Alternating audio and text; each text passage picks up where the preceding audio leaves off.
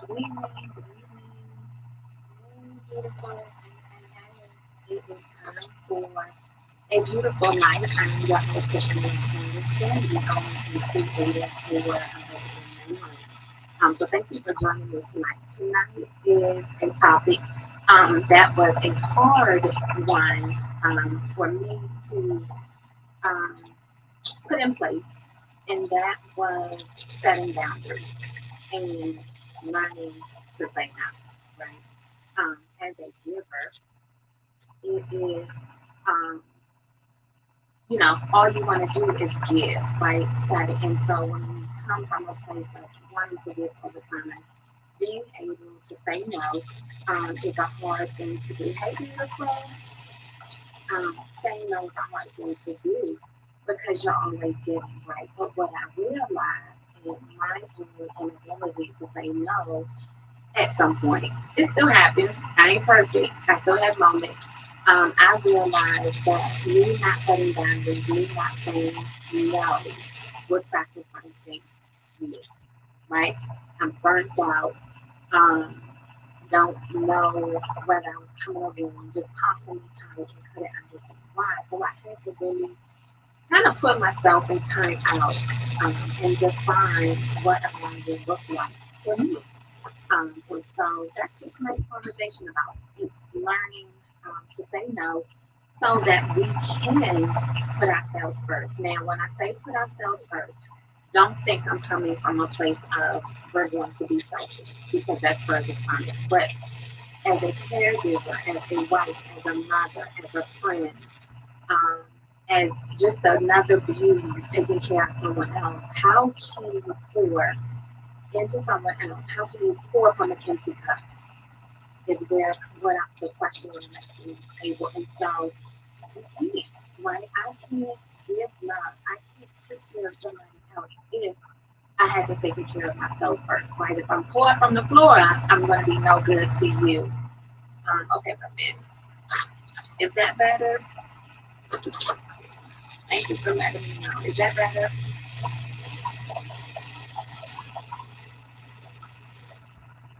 Yeah, I got the timer on.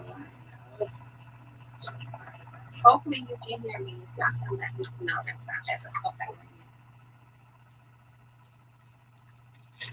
How about now? Is that better now?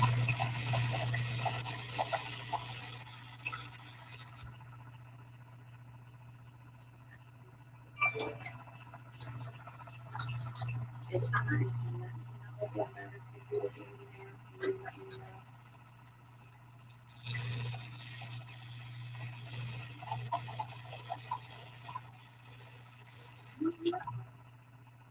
Okay, I'm gonna go on and hopefully y'all can hear me.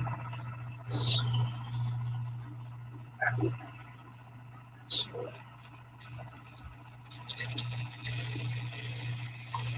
gonna y'all can just hear me. Hear me okay now?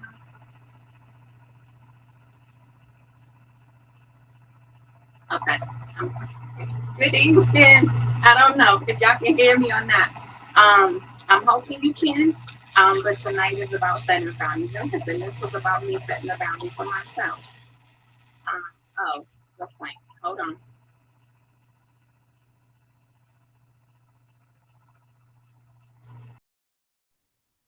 How about now? I think y'all should. I can't hear noise with that. Okay. Is it better now though, since I switched microphones? Okay. Thank you. All right. Let's start off. We're going to rewind. Tonight, welcome to A Beautiful Life. We are talking about Saturn. Well, I am talking, and y'all are coming back with me with feedback.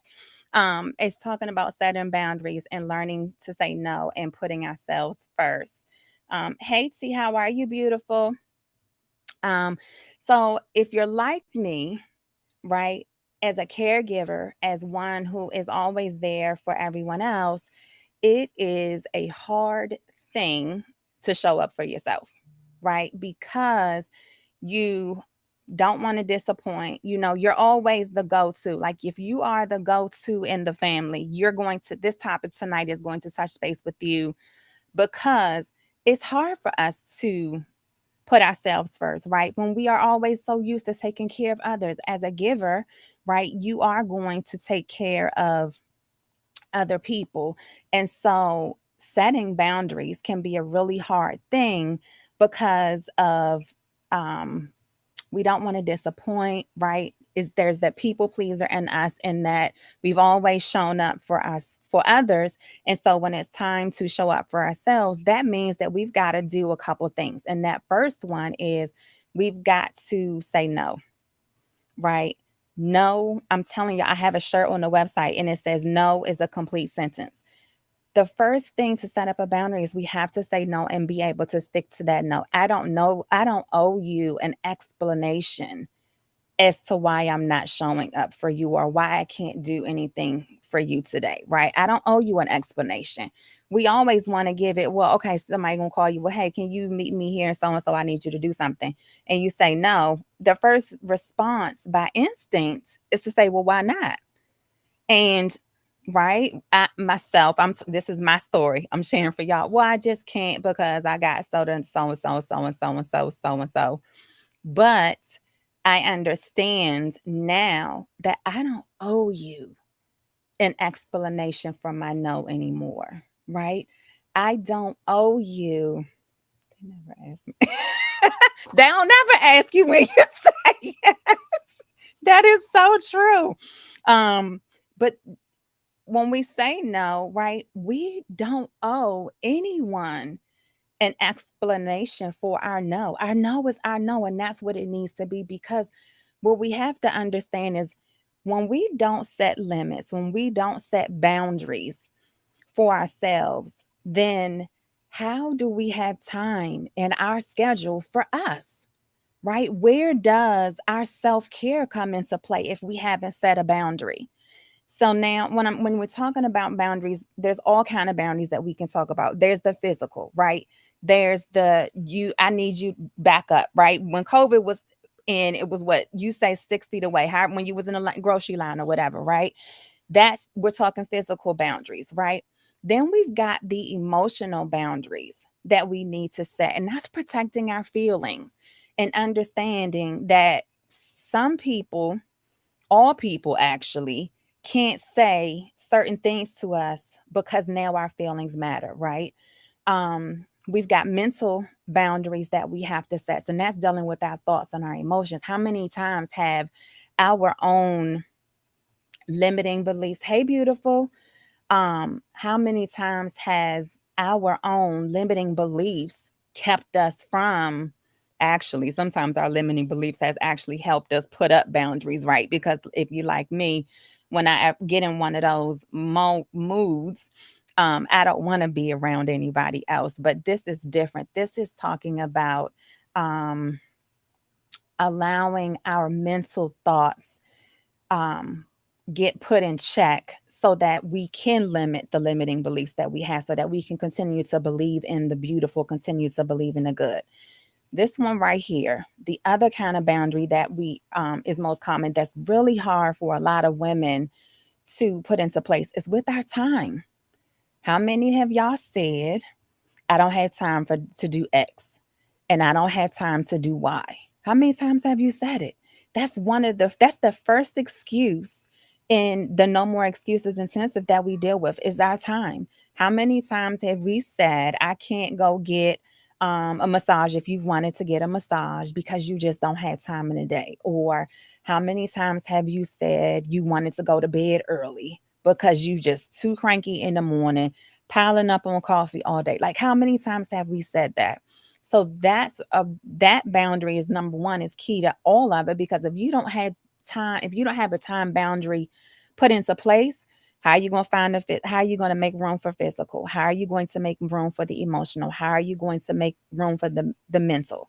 How are you going to make room for all of those different things? So just kind of understand and look at your life from the physical, the mental, the emotional, your time. Which one of those boundaries is lacking or needs some improvement? I'm not going to say lacking, but needs some improvement, needs some tuning up. Put it in the chat.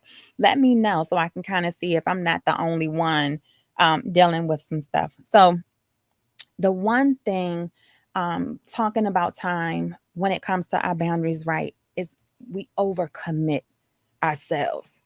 Flip out, take your phones out, pull up your calendar, tell me how your schedule looks. Somebody say all of them. I can't tell who it is, so I'm sorry, y'all. I can only see the comments. Um, what's your calendar look like? What's your to-do list look like? How many times have you overcommitted your schedule? And when you're, running the kids from here to there, or trying to get to this for work and get this project done and get that project done, and you just like, I just need one more hour. I just need one more hour. If you can say that, then that means you haven't put the boundaries in place. How do you do that with your time? And how do you do that with trying to prevent the over committing into it? You got to set some priorities. And we don't want to deal with that. We don't want to do that, right? Because when you look at everything that needs to be done, how do you figure out what takes priority? Well, one, is it something that is really, really good for your job that you have to have in place? Like, not everything, I'm coming from my experience, right? Not every task that your employer gives you is a priority, right? Not every task is required to be done at the moment that it's given to you. So when you're thinking about your time and you're thinking about committing to that project, the first question you always have to ask is, when is it due? When is it due? Right? So that you have a end goal as to when it can as to when it needs to be completed. So then you can say, okay, well, if this isn't due until September 1st, that means I've got 8 days to get it done. And then you can come up with progress steps on laying it out. Maybe that task is something that you've got to phone some friends on, right? Maybe that task is, let's not talk about this one. Maybe that task is something that needed to be delegated, but because you have to micromanage, because you have to have your hand in everything, you won't delegate. Listen, that's a whole nother topic on its own, right? Because how many of y'all, and I'm being honest, I'm not the only one on here. You said it to yourself. I'm just going to go ahead and do it because I know if I do it, it's going to be done right. How many people have said that? Be honest. I ain't the only one. So listen, I'm going to talk to myself tonight. Trina, you have said it numbers of times because we know. But we also know that if we continue to hold on to that thing that needs to be delegated, then we've overcommitted ourselves. But then also the person that is could have been delegated to doesn't get to learn. Right? It is a pride thing, Rick. It is a pride thing. If you can't delegate, how can you expect your team to show up for you? Right? Think about it. Think about when you were first learning, when you were first in your role at your job, and your supervisor, right, wouldn't delegate anything. Think about that feeling that you had. Like, how are you going to learn it if someone is always going to have their hand on it? If someone won't delegate. So think about that from the other perspective of, okay, well, how is my decision to overcommit myself, to not delegate this task, going to make the person under me feel, or sometimes you got to delegate up. Like maybe the task that your supervisor is asking you to do is not even your task to do, because you know that this is something that they need to do. And that means just having a conversation, right? Communicating and saying, hey, put a spin on it. I really think with maybe your expertise in this area that this task may be something better suited for you, right? If you agree, or what do you think? Let me know what you think. And if you are willing to maybe take this task on, but then allow me to assist and watch and review you, right? Then that takes the pressure off because now you've communicated, right? But from the perspective of, hey, I really think that you should be doing this task. Because think about it. If your first thought in your mind is that you really asked me to do that, are you crazy? Then you know there's something that's not yours to do. But that's a whole nother topic. That's a whole nother topic. Listen, so let's talk about the art of saying no. Say it with me. No. N-O. Two letters. N-O. Period. Complete sentence. Exclamation point. No question marks. Either a period or exclamation mark. That's all you ever need. Nothing else. N-O. Right? Think about, I said this before, when you got a job application or you're taking a test, and there's, sometimes you're taking a test and it says yes, no, and explain, right? But then sometimes you have those tests or those um applications, forms, when it's just yes or no. You don't need to explain anything. And I think we need to um take hold of that, because if the form isn't asked me to explain, why do I need to explain it to you? Why do I need to explain my no to you? If me saying no, right, gives me peace, it gives me time, it gives me a mental break, then it's all worth it. And it's nothing wrong with that. Please hear me out. There is nothing wrong with saying no. But why it's hard is because the hmm, thank you, God. Because of the people pleasing, the need to please others. That's why it's hard to say no. That's why it's hard to always say yes and to always show up for somebody else, because we don't want to be the person to disappoint, right? Well, you've always showed up for me, right? We think, okay, because the one time that we say no, because of the one time that we finally put ourselves first, that person is going to walk out our life. If they do, that person wasn't intended to be here.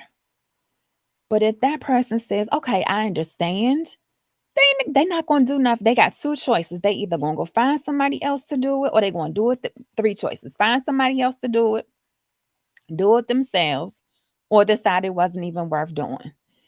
And the freedom that you'll have, the freedom that you'll feel because they said okay and went on about their business, then you're going to be throwing those like they F bombs. Nope, nope, nope, nope, no. Seriously, right? Think about it. The more you can say no, and the more people receive your no, think about the confidence that you gain because your explanation wasn't needed. Think about it. Saying no is part of our self care. It is us looking at our time, looking at our priorities, looking at the boundaries that we need to put in place, and saying, in order for me to find me, rediscover my beautiful, find my beautiful, take my power back, whatever it is, you have got to put yourself first. And putting yourself first is not being selfish. It's going back to that piece, that place of, I can't take care of anybody else if I haven't put myself first. I can't love myself if I can't love myself first. I can't show up for somebody else if I can't show up for me. I can't be a cheerleader for somebody else if I can't cheerlead for myself. So setting boundaries is important part of self-care, because listen, we all know it. Energy is everything. If you are constantly giving and giving, and now you really have nothing else to give, you've depleted yourself. What good are you to somebody else? What good are you to somebody else? So think about that. Think about that. Your practice of self care requires you to set a boundary for yourself, physical, mental, and spiritual, right? Because spiritual comes into play is if you don't set a boundary. I'm famous for this, famous for this one. If I'm always on my phone when I know I should be sitting down meditating, who loses out on that? I do, because I haven't been able to calm my mind. I haven't been able to check in. I haven't been able to quiet all the chaos that's going on in my mind because I'm just continually scrolling, continually checking emails, continually looking for X, Y, and Z, whatever it is. If I don't put a boundary in place to say, okay, Trina, I have a timer on my phone, an hour before I'm supposed to go to bed, my cell phone shuts off. It goes into do not disturb mode because I understood that that was required for me because then it allows my mind to decompress. It allows me to turn off the noise. Like I can sit down, grab my journal, and get all my thoughts out, right? So that I can go to bed. Because before, and if Tiffany, Rick on here too, Tiffany and Rick Childs, they knew because I was coming to them like, hey, y'all, I can't sleep. What's going on? And so we started talking about it. And ever since I have started getting out my thoughts right before bed, I have peace so that my mind isn't continually talking right before I go to bed. I had to put that boundary in place, right? I had to do that for myself because I understood that if I didn't turn my cell phone off the hour before I'm planning to go to bed, then my mind is continually racing. There's a meme that's going around. It shows the mind of an entrepreneur and how it has all these different thoughts going on. Like you're thinking about your next project, you're thinking about this sale, you're thinking about this marketing initiative, you're thinking about this email. If you don't allow that downtime of creating that boundary like I had to do, then that's what your mind is looking like. What thing I think about with my mind and being able to quiet that noise is Linus. I think it's Linus from Peanuts, the one with the is it the one with the blanket? I'm not sure now which one. Um, but he has the dirt smoke around him everywhere. That's how I felt with all of my thoughts running through my mind until I started putting into practice the hour of shutting down my cell phone, an hour, at least an hour before wanted to go to bed because I knew that I had to do something to get the noise to stop. Because if it's constantly going and going and going, then I can't hear from God. I can't talk to God because I'm constantly thinking about my to do list, right? Pig pen. Yes, thank you. That's it. That's it. Thank you for that. But that's what my mind felt like. And so, because that's what my mind felt like, I couldn't go to sleep. So, I'm laying in the bed, tossing and turning, trying to go to sleep, but can't because I'm thinking about what's next. I'm thinking about my to do list. I'm thinking about what I need to do for the kids, what I need to do for the household, what I need to do for the house. I'm thinking about all the things except me. And so I realized that that boundary I had to put in place. So what do you need to put in place? Um, okay, let's go back to people pleasing. I'm just jumping all in my notes, y'all. That's okay. God got it. Let's go back to people pleasing because yes, absolutely. Um, when it comes to setting the boundary and people pleasing, guilt is a big thing that keeps us from putting that boundary into place, right? We think that um, they're going to be hurt. They think that they're going to be disappointed. They think that um, you know, you never show up for me, right? You get all the you never shows up for me, but they forgot about the hundreds of times before that you did show up. So the one time that you don't show up, you get the well, you don't ever show up for me. Come on, for real. Think about it. Figuring out, right? When people pleasing and saying no, guilt is likely to come, but turn that guilt into this is required for me to say no, right? This time I'm choosing to say no because I cannot pour from an empty cup anymore, right? Don't let the guilt of wanting to be there for somebody else prevent you from being there for yourself, for showing up for yourself. I'm guilty of that, y'all. I won't ask for help, right? I won't I won't say no, but when I realize that my kids don't get the best of me, my husband doesn't get the best of me, the friends don't get the best of me, I don't get the best of me, then I had to change. I had to put boundaries in place. And I had to have conversations, right, with my husband and kids and say, listen, I'm tired. I'm burnt out. Today, I cannot go out, right? I can't go to the party today. I can't go to the soccer game today. Whatever it is, I had to have that honest conversation with them to let them know I need me today. And so, be with me needing me, for me to be able to show up the best way for you, I need to stay home today. And they understood. And if they didn't understand, that would have been a different conversation, right? Because how can I show up as a parent, as a wife for you, for them, if I wasn't willing to show up for myself? Guilt is a stealer of self. It sure is. So listen, have the conversations that need to be said. Have the conversation that needs to be said so that when you do, now hold on, let me retract that statement.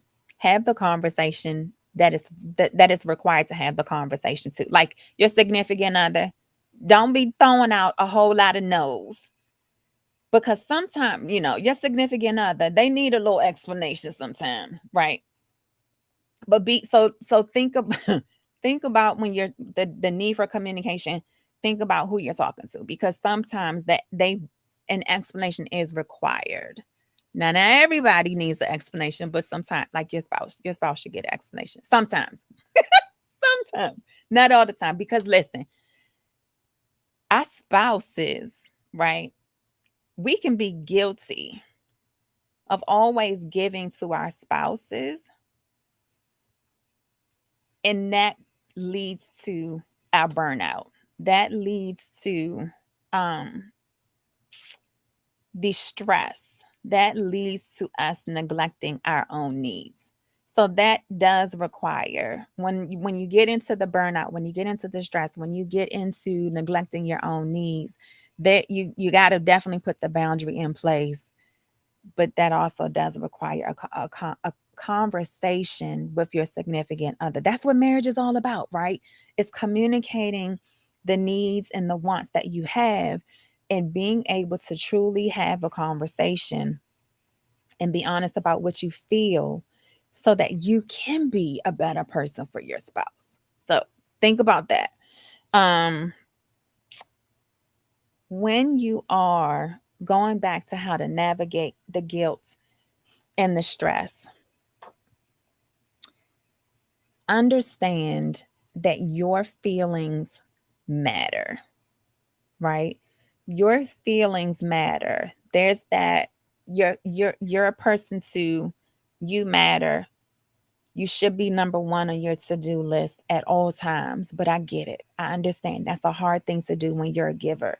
That's a hard thing to do when you're a caregiver and you're taking care of everybody else. But going back to that, how can you show up for somebody else if you're burnt out, if you're stressed out, if you've just got too many things within you that are pulling, that need you? There's like that inner child. Teresa Bexton is always talking about the inner child. And so the little girl within you, if you're on here, Rick, I know the little guy within you is it needs some of your attention.